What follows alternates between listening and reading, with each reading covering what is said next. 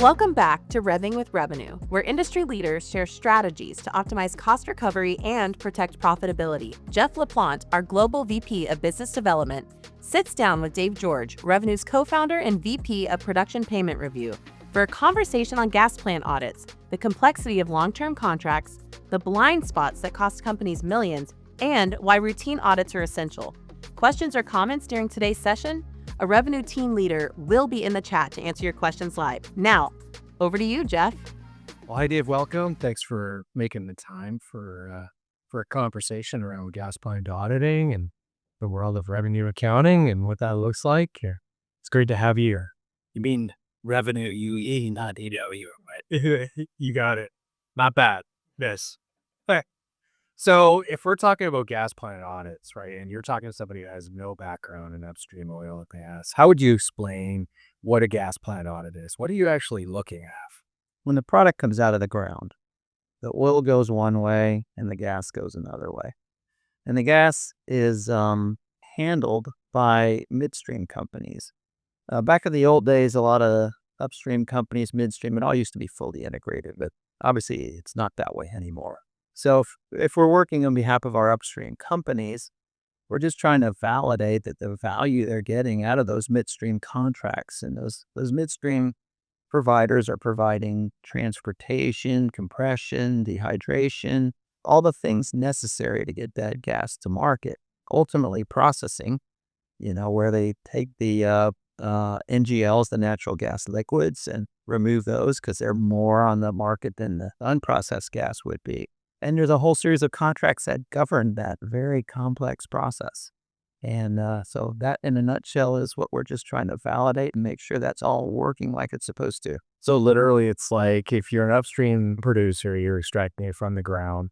And this contract is about that custody transfer when it goes from you as an upstream provider, you've just sold the gas to the midstream company, and now they're going to take it further down the processing stream. And so we're auditing those agreements right there. Right. That's correct. Yeah. That's all amazing. Okay. So, you've talked to me a little bit about, the complexity, relative complexity about these agreements, right? One thing that was really surprising to me as a supply chain leader in my career was that these agreements are like decades long in some cases. So tell me a little bit more about why they couldn't have been placed for longer periods of time, and what are some of the complexities that you've seen in these kinds of agreements? Well, there's often not a lot of options available to the upstream provider because the midstream provider has to have a lot of infrastructure in place, has to have gas plants in place and pipelines in place. And the nature of these agreements, because the midstream operator is making sizable investments, based on the upstream provider or upstream, our customer, in effect, agreeing to provide, the production to keep those plants fully utilized and operational. You need to have robust agreements to deal with that. And they can be 5, 10, 15 years long because, the midstream operator has to recover their investment. By that same nature, though, then they become very complex about, what if this, what if that, if CO2 is so high or if the H2S is so high. We don't even know if there's going to be CO2 or H2S in there, but we got to, plan for all those different things that could be contingencies in there. So there's, a lot of different things that have to be covered in these contracts, and they're very, very complicated. So like an upstream provider goes into a new basin, and then there's maybe just a basic gathering system in place, right? And so they might talk to their midstream partner and say, hey, look, if you build this, I'm going to drill this many wells, and based on our current production from these 5 wells that we've drilled, our test wells out here, here's what you can expect to receive for production. And they go and drill another 20 wells, and it looks nothing like those 5 test wells. So you're telling me like the agreements cover situations like that where it's like, well, actually you need to upgrade your infrastructure to handle the production from these 20 wells because it's much more sour than the rest, back, that is an example. Or, markets are always changing all sharp too, where product prices can be pretty volatile. So sometimes if prices are up, things are great. But if prices are down, then we need to talk. And so you have to address, both parties have to fairly address all those contingencies in their agreements. Is that a common one that you find is like with market fluctuations, like, the contracts are done in a way where it's like, hey, as soon as it hits a price hits this threshold, here's our cost to you, or if the price is this much higher, here's the cost to you. You find like, is that a common issue? There's some we see that way. A lot of times it's more volume driven though. You have to, as an upstream producer, you have to hit your minimum volume commitments. Okay. To realize the benefits that both parties have agreed to, because you have to be able to fill their plant. Then on the other side, it could be that they have lots of producers that are coming into the midstream plant. You may be competing for capacity. So, there's a lot of different variables that all have to, be considered in these contracts to make sure they work for both parties. What's a common blind spot that you see that maybe an upstream or a midstream company figures, hey, we've got this covered. There's no way you're going to find anything, and then they had a cash plan on it. What's a common blind spot that you have discovered? Well, I think, the nature of the fees is always complicated. There's different provisions that govern how the midstream company charges our upstream customer. It might be around a fee for treating or a fee for CO2 removal, or it could be obviously a processing fee. And a lot of these fees all have escalations connected to them. And, you'd think, okay, an escalation should be a pretty simple math formula. It always seems to be more complicated than you think, depending on you're using the right, PPI index. Yeah. What happens if you've got a cap in your contract and the index exceeds that?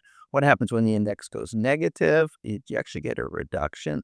So all those things have to be looked at and adhered to in order for both parties to be in compliance. And the volume allocation side gets really complex real quickly. You've got to carve out how much was for fuel.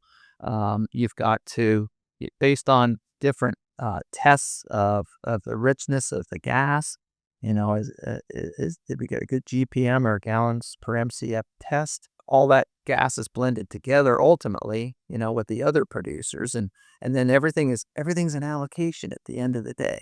Because of the nature of gas being, you can't really see it, touch it, you're allocating it based on a whole series of variables. And it's just so easy for those variables to be off. Do you think, like, I'm just thinking about like a revenue accounting group, and like there's going to be movement of people in and out, like that contract, a 5-year contract, a 10-year contract. There's got to be at least 2 or 3 different people that would touch that contract. Does when those agreements transition from one individual to another, do you see that as a common source of error as well? Absolutely. I mean, there's unfortunately, there is turnover, both on the upstream side as well as on the midstream side. You would think that your processes and your systems could help overcome that, but so much of this work, it doesn't fit in the system. Yeah. And you need side spreadsheets. Sometimes entire allocations are done on spreadsheets, and outside of tips or some more sophisticated allocation systems. And once you have manual intervention and spreadsheets with macros in them and things like that, it's just, there's opportunity for error. Yeah, anytime there's manual input or there's something there that where an error could be introduced, boom, you could have a mushroom cloud pretty quick. Right. And then, the nature of the closing cycle is very time intensive for both parties. That the midstream company has to get, all their volumes together and their gas tests together and meet their deadlines. Yeah. And then the upstreams companies are waiting on the midstream companies to do their part of the process. Yeah. And then they have to meet their own respective closing deadlines. Now, the nature of the deadlines, means everybody's in a hurry. Yeah. And nobody has time to pause and think, oh, I wonder what the contract says about this. And then as a result, you find these issues. I wonder if it's the same, like, if you think about supplier contracts, and oftentimes like how you manage that supplier in the first 6 months, it doesn't matter if the business environment changes. That's how it's done forever. That very same reason. Is that the same thing that happens? Supply audit. I think there's an element of that. got to do it the same way I did it last month. Yeah. Train is on the tracks. We're not moving it off the track. It's where it last month. Yeah. And you got, variables like, oh, well, what happens when the gas is bypassed and it doesn't go to the normal plan? It's got to go to another plan. And then there's just a whole series of, contract language that addresses those variables. Yeah. And it's tough. It's tough for all these folks to keep up with the dynamic changes that are going on, given the time constraints that they're under. Yeah. I think the beautiful thing about, being in an auditing role is you're not necessarily constrained by all those deadlines. Yeah. And you're able to pull together resources. Like our team has resources that, obviously worked in gas revenue accounting. We have resources that worked in midstream accounting. We have resources that have done contracts for midstream companies. We have gas plant engineers, folks that have worked at the gas plant and understand the chemistry and the operational side of it. And when you're able to pull all those skill sets into a team and put that kind of lens on it, you're going to find value that is available for our customers. When you're thinking about the results from audits that your team has been able to deliver to our clients, like if you're thinking about the type of errors, how much of them are what I would call deliberate oversights or, kind of, I don't want to use the word nefarious, but just something that it's an error where it's like, hey man, that should have been caught, versus the number of errors that are completely innocent where it's just like, hey, this was just a simple math error. Yeah, I think most of them are the latter. I think it's, these are big companies that are, partnering together to try to, get the gas to market. So I don't feel like there's a lot of nefarious or anything like that going on. It's just a function of there's just so much that has to go right. Yeah. Such a short period of time, and things can go wrong. I want to explore a little bit about what you said just a few minutes ago about how companies maybe just they put the train on the tracks and it just keeps running down the tracks, right? They don't think about how the environment has changed. Like as an auditor, when we're coming in and looking at this stuff retroactively, how do we help companies kind of identify the longer term improvements? So we found the error, right? We show them like, hey, look, here's where the error is. Here's your accounting improvement. Here's your contract language improvement. How do we help them that way? Well, I think, the word transparency comes to mind because the midstream company will give, enough information for the upstream company to obviously finish out the allocations, get all the products allocated to where they need to go, get all the revenues booked. But there's a lot of things that happen behind the scenes, deductions that aren't always visible from, the settlement prices.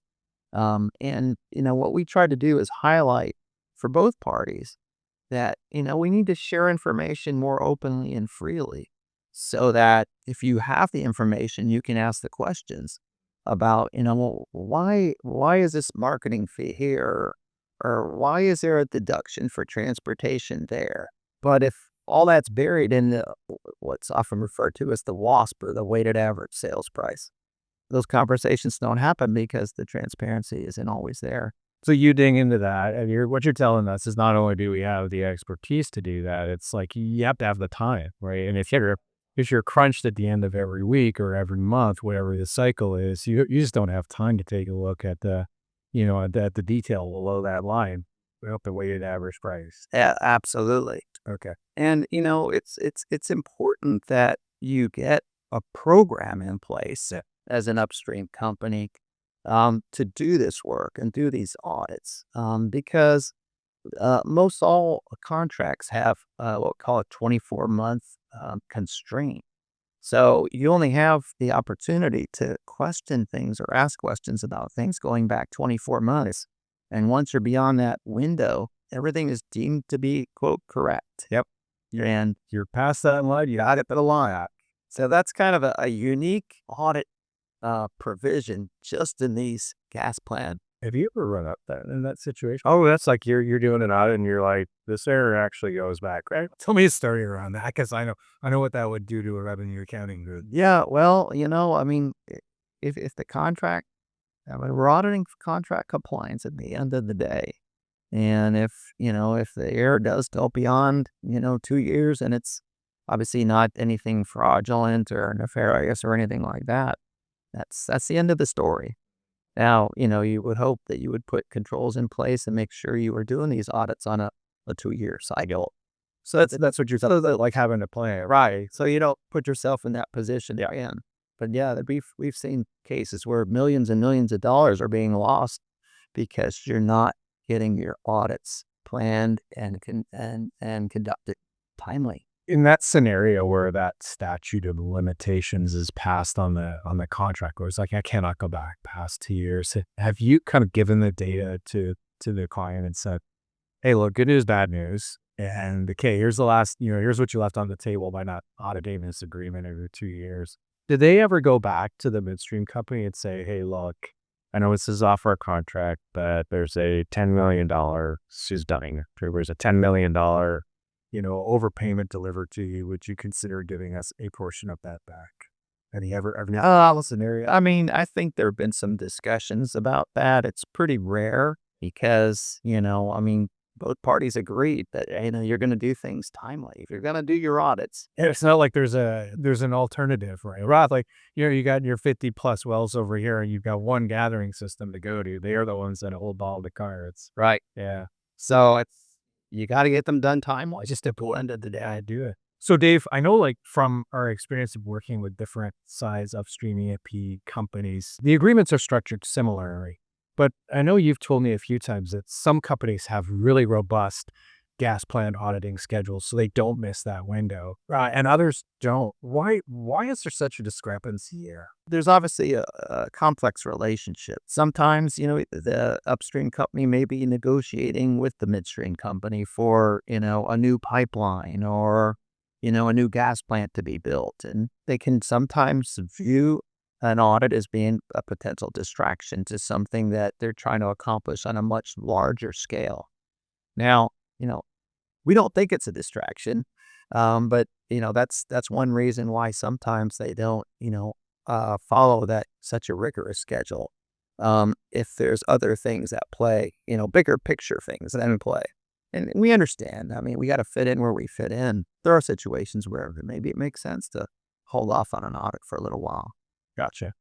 Is there ever a situation, like, I know on the supplier auditing side, like you want to audit your core suppliers every so often, but maybe the ones that are below that line don't get as much attention. Is there a similar situation with gas plant auditing where it's like maybe some of the smaller gathering systems just don't get as much attention from a revenue accounting group or never get audited? Yeah, well, I mean, that's we have found, somewhat similar results. Obviously, on a percentage basis, about the same. That the absolute, amounts at issue are smaller because the total throughput is smaller. The revenues are smaller, but the error rates are still there. So they're in parallel with what you see on the Laplante or survey more managed agreement. So you really want to look at all of them, all the ones of certain significance to make sure that both parties are doing what they're supposed to do per the contract. I want to shift a little bit towards like why companies would ever elect to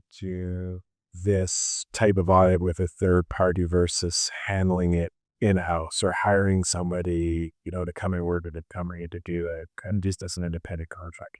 What are some of the advantages in your mind of hiring a third party to come in and do this work versus trying to handle it in-house or just sort of an independent contractor? Well, the reason you'd hire a company like us is because we have the visibility across the industry. We might be doing 15 or 20 audits up in the Bakken or 30 audits in the Permian. We see the bigger picture and we have the expertise. Finding people that really understand gas plant accounting, it's pretty darn hard because there just aren't that many folks out there that have that knowledge. When we learned how to do our first gas revenue accounting, I'm going to give my age away here. We did it on pencil and paper, green line sheets. Wow. And then we fed it into a module, but there was no terminal interface or anything like that. And then when you did it wrong, you had to redo it. And so, a lot of gray hairs like us, we learn the old fashioned hard way, and we understand the theories and the principles and the practice behind why and how it's supposed to work. And I think that's what gives us an advantage over maybe an internal resource that, has so many other competing priorities for other different types of audits. I mean, we got a team that does nothing but gas plant audits. So it's that experience, but also kind of like I'm just going to call it like a database of audits. Like we might audit one midstream company 4 or 5 times for different clients. We can bring that institutional knowledge to that particular company that they would never be able to do, or they would never get that just by trying to do it internally or even using a single independent contractor to do it. Absolutely. Now, of course, confidentiality is absolutely paramount, and we don't share what one does with the other, but you do learn the bigger picture around, how the operations flow and where the markets are and, which producers are feeding the plants and you're just able to see a bigger picture. Yeah, speaks to that experience, right? And your experience and that knowledge that you bring to the table. To me, I'm just listening to this, and it sounds like you can do it so much faster as well. Like your cycle times on this must be much better than like using internal resources only. It's a matter of, building your tools too, because that's all we do. So it's a matter of getting all the data digitized. The nature of this industry is lots of PDF files that look pretty on paper, but they're not really user friendly from an auditing perspective. So you've got to get all that information converted. And then we have data analytics that take over from there, that all the different tests that we've developed over the years. And it kicks out the anomalies for us. And then we start asking questions about the anomalies, and that's where you get the results for the customer. The oil and gas industry has changed a lot, right? Just the sheer amount of data that's available, especially when you're moving product from, one company to the next. How has that impacted just the auditing landscape or gas plant auditing? Is there just so much more data available that it accelerates things, or has that much data just resulted in more and more complex contracts and just how does it impact it? Well, you would think it would be more digitized than it is. We're still seeing a lot of PDF files that, the data's there.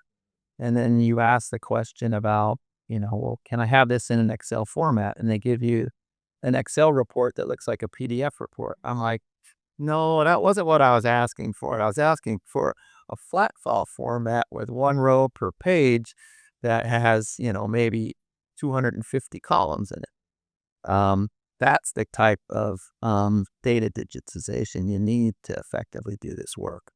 How do you see the role of technology, artificial intelligence, having a positive impact on audit work in the future for gas plant auditing? It still has the challenge. You've got to get all the data in one spot. And it comes from various sources. And there still requires manual intervention to build all that into one comprehensive database where you can do your tests. And then once you have the data collected and assembled, then you let the AI do its thing and run the standard tests and give you the outputs. But there's still the manual intervention is still there. Okay, so you get an output. Now you got to go talk to somebody and say, well, why'd you do it this way versus that way?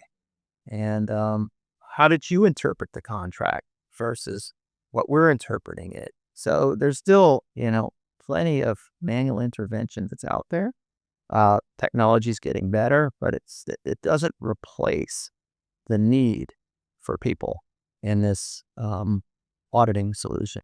It's interesting to me that there is kind of a confluence of tech, and data and numbers that are kind of coming into this space, which maybe weren't there. But without that sort of experiential interpretation of agreements, you're never going to arrive at the right results. Right. You got to understand how not only what the numbers are, but how they relate to each other. So much of this auditing is relational. Yeah. And, if, how are the outputs, the products related to the inputs of the GPMs and the BTUs? If you don't understand the relationships, it's going to be challenging to. And you got a lot, like that's a complex stakeholder matrix you're navigating too, right? Right. When you got everything from operations groups on both sides of the equation. You got your internal stakeholders at the client. You're navigating all that landscape of communicating across those channels. Showing AI tool that can do that. Right. Yeah, we both be very wealthy. But yes, Let the AI people interview each other. there you go. Yes. Okay.